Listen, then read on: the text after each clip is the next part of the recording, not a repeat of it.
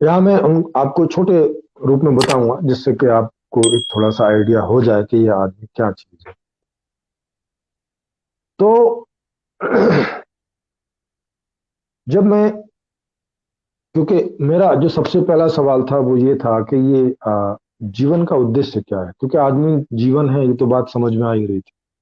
और सारी व्यवस्थाएं आदमी के लिए हो रही हैं, आदमी यहाँ पूरी व्यवस्था के सेंटर में है, ये बात तो स्पष्ट थी, समझ थी। तो ये आदमी का आखिर इसका उद्देश्य क्या है, ये किस उद्देश्य के निहित सारे अच्छे या बुरे काम करता है। अच्छे तो चलो किसी को समस्या नहीं है उनसे, लेकिन बुरे जो ये काम करता है, जो ऐसे काम करता है जिससे इसको भी समस्या खड़ी होती है कई बार और औरों को तो होती थी, ये ऐसे क्यों करता है। क्योंकि जितने में ठीक ठीक कर रहा है उतने तो समस्या नहीं है, इसका मतलब है उतना उतना तो थोड़ा बहुत समझ लिया लोगों ने, और उतनी तो व्यवस्था काम कर रही है। इसीलिए पुरानी व्यवस्था से नई व्यवस्था थोड़ी बेहतर होती, क्योंकि थोड़ी बेहतर अंडरस्टैंडिंग हो गई होती आदमी के बारे में। जो कबीलाई सिस्टम है उससे अच्छा राज्य वाला सिस्टम, जो राज्य का सिस्टम है उससे अच्छे वाला ये दलीय सिस्टम है। और इससे आगे जो सिस्टम आएगा निश्चित रूप से इससे बेहतर ही आएगा, क्योंकि ज्ञान तो जैसे जैसे बढ़ रहा है तो वैसे वैसे ही आदमी भी एक दूसरे के बारे में ढंग से थोड़ा जान समझ रहे हैं।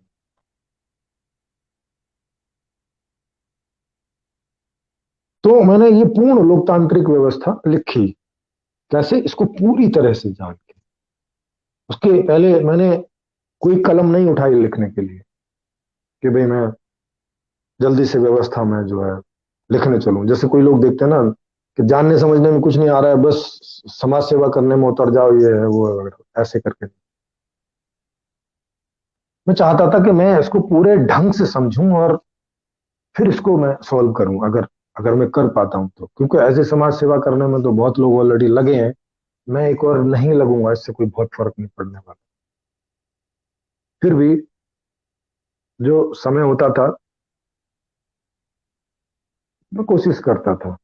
2013 के पहले एक आध साल मैंने आम आदमी पार्टी के लिए भी सहयोग किया, और उसके पहले तो मैं साधु ही था 2011 तक, उसकी खोज खबर में लगा रहता था। तो जब मुझे मेरे पहले सवाल का जवाब मिला, और वो ये मिला कि जीवन का जो उद्देश्य है वो है सुखी होना, उतने लंबे समय का मेरा ये सवाल और उतने लंबे समय की रिसर्च जब परिपक्वता पर पहुंची तो ये सवाल मुझे जो है हल हो गया। आप सोच रहे होंगे ये तो बड़ा हल्का सा आंसर है, ये तो हर कोई जानता है। नहीं, हर कोई नहीं जानता था। मैंने ये सवाल बहुत लोगों से पूछा था, कम से कम मैंने अपने पूरे जीवन में 1000 से भी ज्यादा लोगों से ये पूछ डाला होगा। और 1000 कौन, जो मुझे बुद्धिमान जैसे लगते थे, मेरे टीचर, कोई साधु सन्यासी मिलते थे, कोई मुल्ला मौलवी मिलते थे, कोई भी जो थोड़ा चिंतन मनन टाइप के आदमी लगते थे, उन सबसे पूछा था कि जीवन का उद्देश्य क्या है। तो कोई मोक्ष बताता था, कोई निर्वाण बताता था, कोई भगवान की प्राप्ति बताता था, कोई जन्म मरण से छुटकारा बताता था। ऐसे सबके अलग अलग हिसाब किताब थे। कोई पूर्व जन्मों के कर्मों को बराबर करना है बताता था, कोई मानव की सेवा ही धर्म है ये बताता था, है ना। ऐसे, और जब मैं उनसे जांच पड़ताल करता था, प्रश्न पूछता था, तो सारे के सारे एक जगह आके कहीं ना कहीं निरुत्तर हो जाते थे, और कोई कोई स्पष्ट समझ बन नहीं पाती थी। सब बीच में ही कहीं ना कहीं टिके हुए थे, तो कुछ कुछ स्पष्ट समझ ही नहीं बन पाती थी। तो ये मुझे इसका उत्तर मिला आके, वो मुझसे मुझे खुद से ही मिला, किसी दूसरे से नहीं मिल पाया। मैंने काफी सारे लोगों को खोजा का उत्तर पाने के लिए, मगर नहीं कहीं मिला। तो मुझे ही मिला, और वो जब मिला तो इस तरह से मिला। अच्छा, हर आदमी जन्म से लेके और मरने तक सुखी रहना चाहता है सदा, वो जरा भी दुख नहीं चाहता। अच्छा, तो इसके सुख का क्या मतलब है ना? अब ये मैं आपको आदमी के बारे में बता रहा हूँ, आदमी क्या है। अब इसको आप समझेंगे, मोटा मोटा बता रहा हूँ, डिटेल में आप जाएंगे तो बुक में पढ़ सुन लेंगे। और इसके बारे में बहुत सारे वीडियोज हैं यूट्यूब पर भी, फेसबुक पर भी, वो आप सुन सकते हैं वहां पे। हर एक इन टॉपिक के बारे में मैंने घंटों घंटों बताया हुआ है। तो ये आदमी जो है ये सुखी होना चाहता है, और चूंकि ये सबसे ज्यादा बुद्धिमान और सक्षम प्राणी है इस धरती का, तो सीधी सी बात है कि ये ऐसे ही नहीं छोड़ छोड़ सकता चीजों को, कि अगर सुखी नहीं हो रहा है तो चलो छोड़ दो। नहीं, अगर ये स्वस्थ ढंग से अपनी सुखी होने की इच्छा को पूरा नहीं कर पाएगा तो फिर ये अस्वस्थ ढंग से करेगा, मतलब गलत तरीकों का इस्तेमाल करेगा।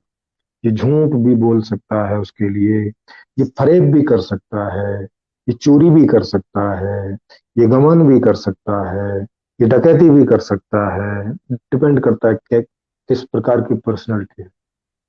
माने जितनी स्ट्रांग पर्सनैलिटी होगी उतने उतने स्ट्रांग ढंग से गलत काम कर सकता है।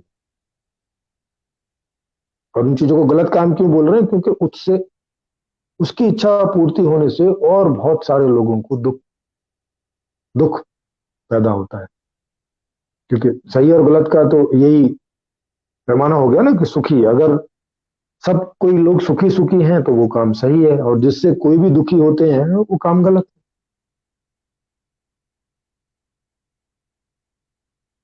और अभी तक आप देख सकते हैं कि अभी तक एक भी व्यवस्था ऐसी नहीं है पीछे कि जो सबको सही ढंग से ही सुखी कर दे। किसी भी आदमी को मजबूरी में कोई अपना सुख प्राप्त करने की चेष्टा ना करनी पड़े। अच्छा, ये भी आदमी के बारे में आपको जानने को मिलेगा कि हर आदमी पहले सही ढंग से ही सुखी होने का प्रयास करता है, स्वाभाविक रूप से हर आदमी। आप हर आदमी को देखेंगे कि वो पहले जो सही ढंग है समाज में उन्हीं से अपने सुखों को प्राप्त करने की कोशिश करता है। जब नहीं कर पाता है तो फिर मजबूरी में उंगली टेढ़ी करता है ना। कहावत भी है कि जो बर्तन में लौनी होती है या घी होता है वो सीधी उंगली से नहीं निकलता, है ना, क्योंकि वो थोड़ा सा लिक्विड टाइप का रहता है। तो अगर आप ऐसे उंगली देंगे तो ऐसे ही सीधी आ जाएगी। अगर टेढ़ा करके रखेंगे तो क्योंकि यहाँ जगह बन जाती है तो उसमें घी चला आता है। या चम्मच से लेंगे ऐसे चला आता है। अगर उल्टी चम्मच लगाएंगे तो नहीं आएगा। तो वो घी हो या पानी के भी बारे में ये बोल सकते हैं। अब घी के बारे में ये कहावत है, पानी के बारे में बोल सकते हैं। पानी में भी ऐसे ऐसे करके हाथ डालेंगे तो कुछ ऐसा पानी नहीं आएगा, उसमें ऐसे पसलो बना के ही लेना पड़ेगा तभी रुकेगा। मैंने कोई गड्ढे वाली चीज होनी चाहिए थोड़ी सी। तो अब चूंकि सीधी उंगली और टेढ़ी उंगली का को इस अर्थों में लिया जाता है कि टेढ़ी उंगली का मतलब है कि असामान्य तरीका, और सीधी उंगली का मतलब है कि सादा तरीका, सिंपल तरीका, सही तरीका। तो, तो कहते हैं ना कि भाई तुम टेढ़ी उंगली कर रहे हो। तो टेढ़ी उंगली कौन आदमी कब करता है, कि जब उसे सीधे तरीके से अपने सुख प्राप्त होते हुए नहीं दिखाई पड़ते, नहीं जान पड़ते, तो फिर वो मजबूरन गलत प्रकार के तरीकों का उपयोग करना सोच लेता है, और फिर वो उन्हें करने की कोशिश करता है। कई लोग तो डर के मारे नहीं करते हैं कि कहीं जेल जाना पड़ेगा, समाज में बेइज्जती होगी, पकड़ा जाऊंगा, मारा भी जा सकता हूँ, ऐसे नहीं। तो अगर ये जो सारे कोर्ट कचहरी ये सब नियम है ये ना हो तब तो ये और भी ज्यादा अनारकी फैल जाए समाज में। और जैसे कि पीछे व्यवस्था कमजोर थी तो अनारकी थी ही। जंगल में तो कुछ खास कानून ऐसे होते नहीं थे, तो वहां तो बहुत मारामारी होती थी। वहां आदमी बहुत असुरक्षित होता था। अगर अपने कबीले से थोड़ा बहुत दूर ज्यादा लंबे में निकल गया तो लुट लुटा के ही आता था। ये अभी तक की बात है, 100-200 साल पहले भी अगर आप जंगल से गुजर गए, कुछ लेके, खाना भी लेके गुजर गुजर गए, या कपड़ा लेके, कुछ भी कीमती ऐसी बात चीज लेके निकल गए, तो ऐसा कोई जंगल नहीं होता था जिसमें कई कई डाकुओं के ग्रुप ना हो और वो लूट ना लें। इसीलिए बनिए जो है अंगरक्षक रखते थे अपने, जब वो एक जगह से दूसरी जगह सफर करते थे इन चोरों से बचाएंगे। तो वो चोर काहे के लिए चोरी करते थे? वही कि कुछ मिल जाएगा तो जीवन यापन हो जाएगा, कुछ सुख मिल जाएगा। अभी थोड़ी बेहतर व्यवस्था है पीछे की बजाय, विज्ञान और टेक्नोलॉजी की वजह से तो अभी थोड़ा सा आसान हो गया है। तो अभी ये चोरी चपाटी की, कम से कम ये जंगली वाली जो चीजें हैं ये थोड़ी खत्म हो गई हैं। अभी दूसरे तरीके की चल पड़ी हैं, दूसरे तरीके की चोरी चपाटी चल रही है, डकैती चल रही है, भ्रष्टाचार चल रहा है। दूसरे मतलब इंटेलेक्चुअल तरीके चल रहे हैं दूसरों से सामान लूटने खसोटने के।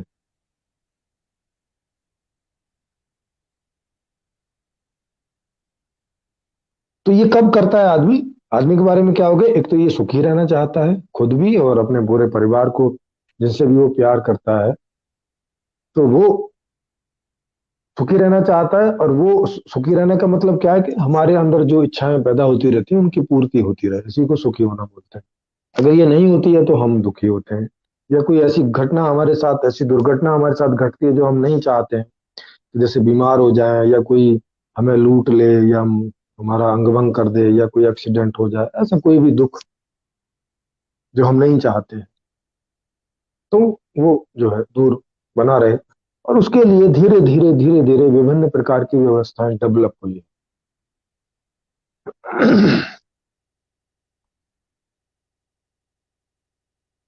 तो एक तो आदमी सुखी होना चाहता है, नंबर एक।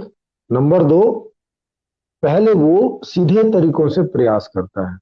जब सीधे तरीकों से उसका काम नहीं चल पाता है, वो सुखी नहीं हो पाता है, तब फिर वो असामान्य जो तरीके हैं, जो गलत तरीके हैं, उनका इस्तेमाल करता है, ये करना करना शुरू करता है। और जब उनका शुरू करता है तो इससे फिर वो औरों को दुख पहुंचाता है। और फिर ये पूरी चेन चलने लगती है, क्योंकि समाज में एक ही आदमी तो है नहीं। अगर समाज में ऐसे अभी भारत में देखें तो 140 करोड़ लोग हैं। 140 करोड़ में से अगर 1 करोड़ भी लोग चोरी चपाटी इत्यादि करने में लग जाएंगे, तो वो बाकी 99 आदमी को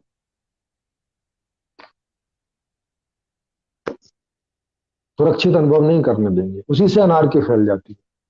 बाकी लोग डर के मारे नहीं भी करेंगे। वो देख ही रहे, भारत में 90% से ज्यादा लोग गरीब हैं, तो सारे तो चोरी चपाटी नहीं कर रहे, बेचारे डर के मारे पड़े रहते हैं। तो फिर भी छोटे मोटे लेवल पे कुछ ना कुछ तो करते ही रहते हैं, ऊट पटांग टाइप।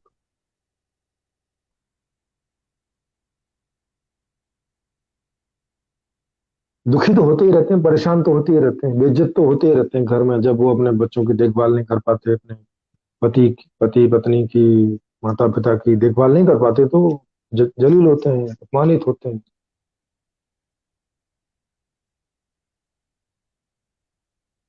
लोन नहीं चुका पाते, कहीं से ले लिया तो, ज्यादातर लोग। तो क्या हुआ कि वो, अगर उन्हें सीधे सीधे सही तरीका नहीं मिल रहा है सुखी होने का, तो फिर वो टेढ़े तरीकों का इस्तेमाल करते हैं, जिससे फिर ये सारे अपराध और सारी समस्याएं, एक तो पहले से ही समस्या है गरीबी इत्यादि की, वो सीधे सीधे ढंग से आपको आपका सुख नहीं मिल रहा है, एक तो यही समस्या है। फिर इसमें जब आदमी टेढ़े ढंगों को का उपयोग करता है अपनी जीविका इत्यादि चलाने के लिए, तो उससे और समस्याएं, माने समस्याओं के और लेवल पैदा होते हैं। फिर उनसे बचने के लिए पुलिस, आर्मी, इन सब चीजों में पैसा खर्च करना पड़ता है। क्यों करना पड़ रहा है? क्योंकि हम उन्हें सीधे तरीके नहीं दे पा रहे। अच्छा, सीधे तरीके क्यों नहीं दे पा रहे हैं, उसमें क्या प्रॉब्लम है? उसमें प्रॉब्लम है कि अर्थशास्त्र का सही ज्ञान अभी तक लोगों में नहीं है। जैसे जैसे विज्ञान ने तरक्की कर ली, फिजिक्स, केमिस्ट्री, बायोलॉजी, इन विज्ञानों ने तरक्की करी है, काफी खोजबीन करी है, तो लेकिन सिस्टम की खोज ढंग से नहीं हो पाई। सिस्टम में भी अर्थशास्त्र की खोज ढंग से नहीं हो पाई। इस तरह का अर्थशास्त्र अब तक नहीं खोजा गया जिससे कि सही ढंग से ही सभी लोगों की इच्छाएं पूरी हो जाए। ये बात मुझे समझ में आई।